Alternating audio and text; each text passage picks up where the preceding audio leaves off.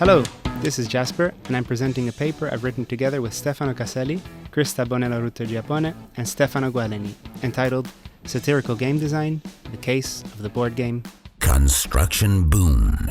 The presentation is only 12 minutes long, so hopefully I managed to interest you enough to read the full paper where we go into detail about the decisions and theory. Construction Boom is what the designers, Stefano Gualeni and Jasper Selekens, so myself, call a work of playable satire. The game satirizes the Maltese construction industry, and in this talk I hope to give you an idea of what that means and the theory behind how we tried to achieve this.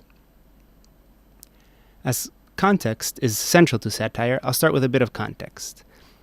This talk was supposed to be happening in Malta, so originally I was planning to just ask you to look out of the window, maybe ask your experiences around the island, or ask you to listen. But now I have to provide the context in a different way. Living in Malta, we were struck by the approach of the local construction industry, its apparent nonchalance and complete focus on maximizing profit without regard to any other consideration. It completely disregarded architectural consistency, preservation of historical buildings, and safety and sturdiness of buildings. So, while you might not be able to see that on this image, we have here an overview of how the incidence of construction accelerated in 2019, up to the time of creating the game. And as recently as July 2020, there was a collapse which injured and killed a worker. So the American columnist Molly Ivins wrote, "Satire is traditionally the weapon of the powerless against the powerful." And that's exactly how we, and presumably how many of the average people on the island, felt and still feel about the situation. I'll briefly go over the definition of satire, avoiding too many spoilers, because if you're interested in detail, there's another talk by Stefano Caselli in this series where he will go into detail about the explanation of satire in games. So we see non-essential features typical of satire, so irony, caricature, parody, as tools, fulfilling the purpose of critiquing and entertaining. And these tools we've referred to as satiric strategies. Traditionally, these have been limited to literary, dramatic, and carnivalesque forms. But games have the unique ability to critique and entertain through procedural rhetoric, as highlighted by Ian Bogust's persuasive games. So we combined the theoretical approach to the key components of satire in games, as set out by Caselli et al., and due to presented later in this series, and the framework created by Trenner et al., which is designed as a tool for journalists to create news games, but also as a tool to analyze this type of game. Together, these provided the foundation for a preliminary evaluation of how satire can be expressed through various game elements. As mentioned earlier, intent and communicating this intent is an important part of the work being identified as satire. And in designing the game, we use the concept of the implied designer to keep that central. And while Mosselaer and Gualeni point out that we cannot and do not know the intentions of the actual author, we still interpret creative works on the basis of the perceived intentions of the creators. So knowing the satiric intent of the author has been shown to be critical for the persuasive effect of a piece, or for satirical work to be identified as satire at all by the recipient. So in this case, you can essentially see the same headline. There are some satiric strategies hinting at the satiric nature, but a quick glance at the authors, and the satiric intent becomes immediately apparent. However, we, as the actual designers of Construction Boom, have the rare advantage that we are able to discuss and annotate our design choices in relation to our satiric intentions. We know that we have critical intent, and we know that we want the game to entertain as well.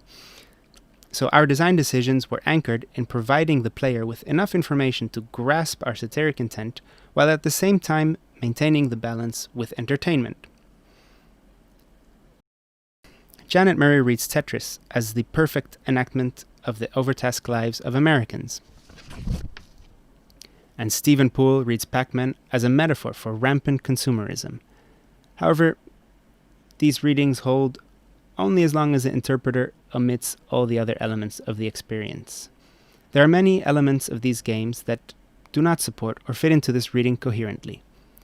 As Trenner et al. Point out, for example, in the case of Pac-Man, there is no relation of the analogy between the ghosts and consumerism. So the player will see this and many other instances where the analogy between Pac-Man and consumerism is not sustained, and these breaks in the analogy will weaken the reading of the overall allegory, of the overall message. Another key aspect of satire is entertainment, and for this purpose, we use the compilation of manifestations of entertainment drawn from a number of researchers used by Fodderer et al. To entertain its players, Construction Boom relies on a sense of achievement, a manifestation which is typical in games. So, regrettably, it is statistically unlikely that any of you have actually played Construction Boom, and you're missing out, by the way. So I'm going to give you a brief summary of what the game entails.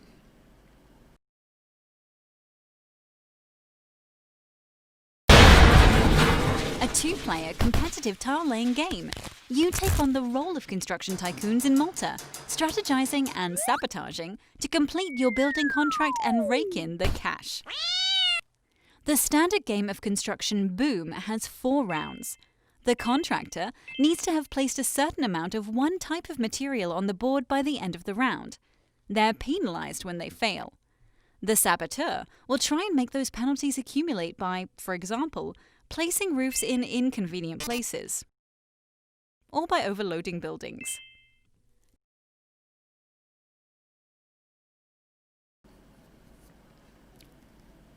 So basically, as you can see, it's a tile-laying game about construction and destruction in Malta.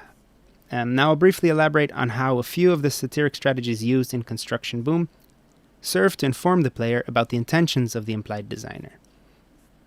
The paper has a full analysis divided along the items as defined by Trenner et al.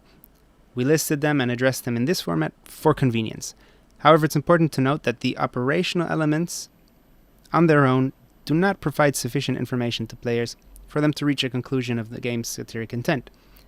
These elements need to interact with the interpreted components, such as theme, to convey this satiric intent. The art of Construction Boom uses caricature to highlight the absurdity of the real estate overdevelopment, as per the conventions of satire. So research shows that recognition of the subject on the basis of a few key properties is the principal consideration in caricature. So when playing the game, you often end up constructing familiar scenes, such as this typical urban environment that you can see over here. Where a simple point system would have sufficed to rank the players for the win condition, the designers consciously chose to express the meter in currency as another piece of information that the players could use to infer their satiric intent of the implied designer. The paper goes on through every one of these in detail, and I would obviously encourage you to check it out. In conclusion, I'd like to offer a few key takeaways from our exploration of satire in the board game form. First of all, the notion of the implied designer, proposed by Mosselaer and Gualeni, has proven a useful design perspective, assisting in maintaining conceptual clarity and ensuring that as designers, we constantly asked ourselves the question of how the player might interpret a certain component or element of the game.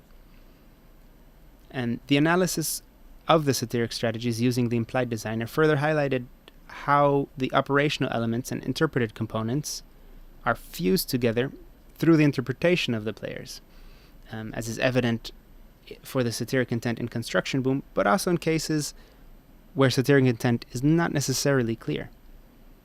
The fusion of the operational elements, a prominent feature in games, and interpreted components present in other types of works, literary works, would appear to be unique to games.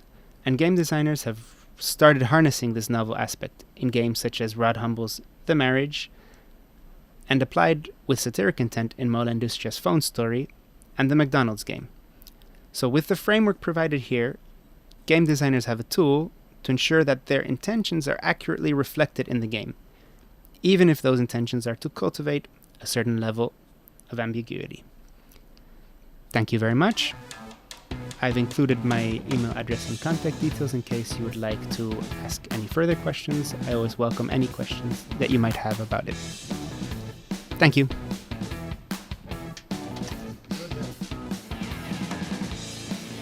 Construction boom.